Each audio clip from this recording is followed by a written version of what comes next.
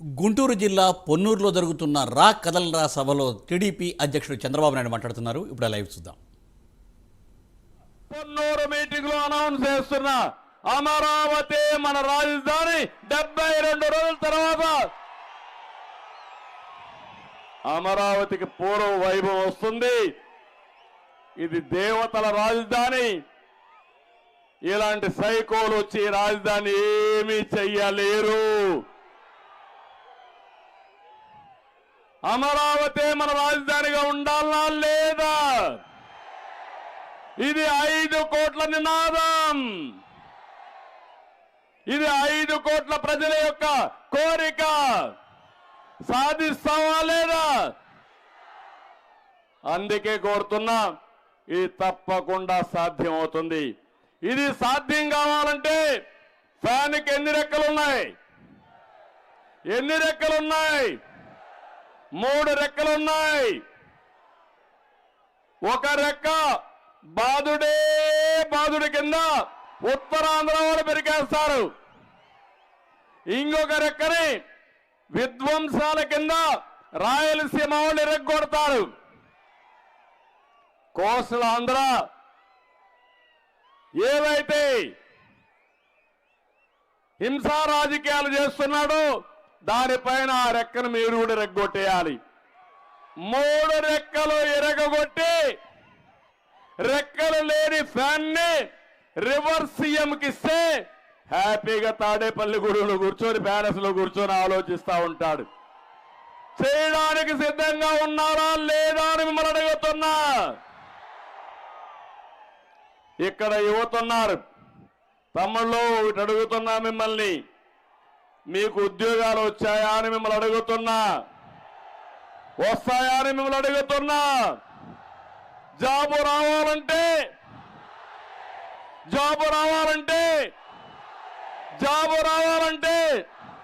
ఏమమ్మా మీ పిల్లలకు జాబు రావాలంటే? అందుకే నేను చెప్తున్నా, మళ్ళా మా యువతకు ఉద్యోగాలు ఇచ్చే బాధ్యత మాది. తెలుగుదేశం జనసేన తీసుకుంటాం.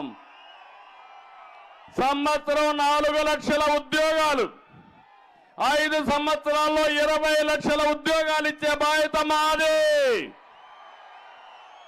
పరిశ్రమలు తెచ్చే బాధ్యత మాది.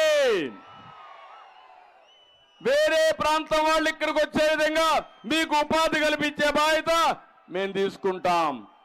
ఉద్యోగం వచ్చే వరకు 3,000 రూపాయలు నిరుద్యోగ భృతి ఇస్తాం.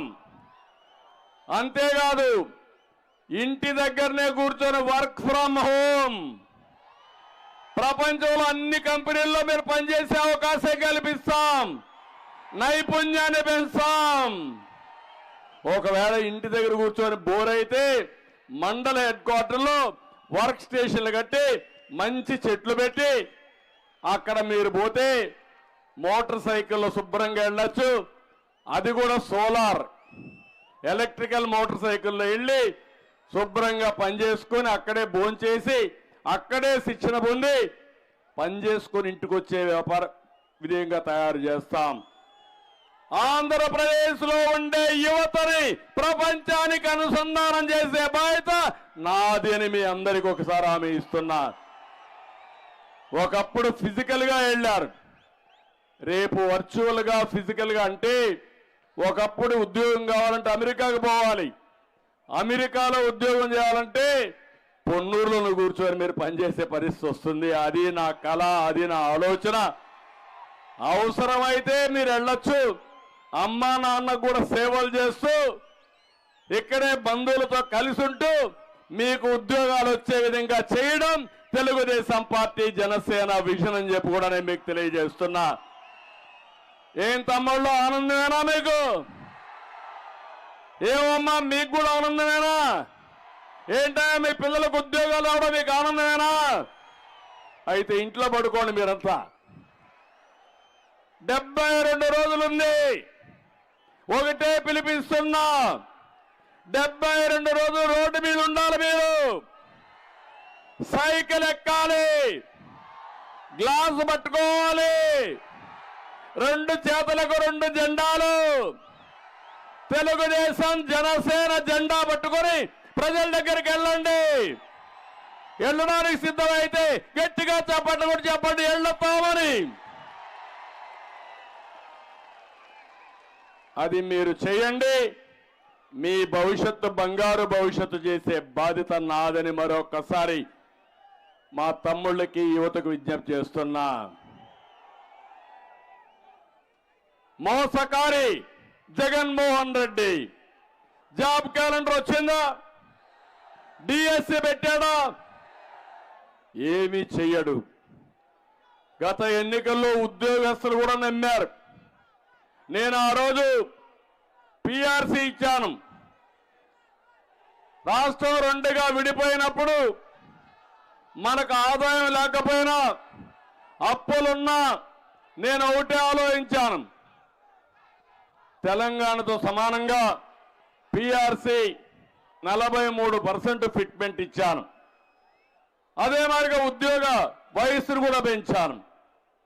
ఎక్కడా ఎవ్వరికి ఇబ్బంది లేకుండా డిఏలు, పెన్షన్లు, ఇతర బకాయిలు అన్నీ చెల్లించాను. కానీ ఇతను వచ్చాడు, మోసం చేశాడు, మోసపోయారు. సిపిఎస్ ఒక వారంలో రద్దు చేస్తానని రద్దు చేశాడా అని మిమ్మల్ని అడుగుతున్నా. ఎన్ని వారాలైనాయి అయినా రద్దు చేయడు. ఇంకో పక్క సిపిఎస్ పోతే పోయింది, నెలవారీగా జీతాలు వస్తున్నాయని మిమ్మల్ని అడుగుతున్నా. ఒకప్పుడు ఎక్కువ జీతాలు కావాలనే ఉద్యోగస్తులు ఇప్పుడు నెలవారీ జీతం వస్తే చాలు, తగ్గించుకుంటే చాలనే పరిస్థితికి వచ్చారంటే ఎలాంటి దుర్మార్గుడో ఒక్కసారి మీరు ఆలోచించుకోవాలి. పెన్షన్లు సొమ్ము కొట్టేశాడు, డిఏలు పెండింగ్ పెట్టాడు. ఏది చేసినా రివర్స్ లో చేసే పరిస్థితికి వస్తున్నాడు. ఈరోజు ఒక ఉద్యోగస్తులకి, పెన్షన్దారులకి 20,000 కోట్ల రూపాయలు బకాయిలు ఉన్నాయి. కాంట్రాక్టర్లకి 95,000 కోట్ల రూపాయలు బకాయిలు పెట్టే పరిస్థితికి వచ్చాడు. ఉపాధ్యాయుల్ని మద్యం షాపుల వద్ద కాపలా పెట్టే పరిస్థితికి వచ్చాడు. కొందరు పోలీసులు రోజు వారి దగ్గరికి వెళ్ళి కేసులు పెట్టే పరిస్థితికి వచ్చారు. నేను ఒక మాట అడుగుతున్నా, ఇక్కడ పోలీసులు ఎక్కడ కనపడడంలా, రావడం మానేశారో నాకు తెలియలే. లేరా? పోలీసులే కనపడలే ఇక్కడ నాకు. ఏంటి పోలీసులు తొందరలో ఇక్కడే ఉంటారు మళ్ళా మీరు? తాడేపల్లి ఆర్డర్ శాశ్వతం కాదు, అయిపోయినాయి. ఎక్స్పైరీ డేట్ దగ్గర పడింది. దాన్ని నమ్ముకొని అవి తింటే మాత్రం మీ పని అయిపోతుంది. ఇప్పుడు మీరు ఒకటే గుర్తుపెట్టుకోవాలి, వచ్చేది తెలుగుదేశం జనసేన ప్రభుత్వం. జన ప్రపంచాన్ని చూశారు. ఇది 16వ మీటింగు. ఇంకొక 10 రోజుల్లో జన ఉధృతాన్ని చూడబోతున్నారు మీరు. జగన్మోహన్ రెడ్డిని, ఆయన పార్టీని భూస్థాపితం చేయబోతున్నారు. నేను ఒకటే పోలీసులు కోరుతున్నా, ఇంకా కూడా మీరు ఇంపార్షియల్ గా పనిచేయకుండా ఒకే సైడ్ చూస్తే చాలా ప్రమాదం వస్తుంది. జాగ్రత్తగా ఉండమని మాత్రం పోలీసులను అడుగుతున్నా. ఇప్పటికే చాలా తప్పుడు పనులు చేస్తే మీరు సమర్థించారు. తప్పుడు పనులు చేసిన పోలీస్ ఆఫీసర్ ఎవరిని వదిలిపెట్టమని మరొక్కసారి విజ్ఞప్తి చేస్తున్నా. అది మీకు కూడా మంచిది కాదు, ప్రజాస్వామ్యానికి కూడా మంచిది కాదు. నా దగ్గర 14 ఏళ్లు పనిచేశారు మీరు. నేను ఏ విధంగా పని చేయించా, ఈరోజు ఏ విధంగా పనిచేస్తున్నారో మీరు చూడాల్సిందిగా కోరుతున్నా. అందుకే ఉద్యోగస్తులందరికీ, కడాన అంగన్వాడీ టీచర్లకి, పోలీసులకి అందరికీ విజ్ఞప్తి చేస్తున్నా, మళ్ళా మీ న్యాయమైన కోరికలన్నీ పరిష్కారం చేసే బాధ్యత తెలుగుదేశం జనసేన తీసుకుంటామని వారందరికీ హామీ ఇస్తున్నా. పోలవరం, పట్టిసీమ 2 ప్రాజెక్టులు ఏం చేశాడో మీరే చూశారు. నేను ఒకటే ఆలోచించాను,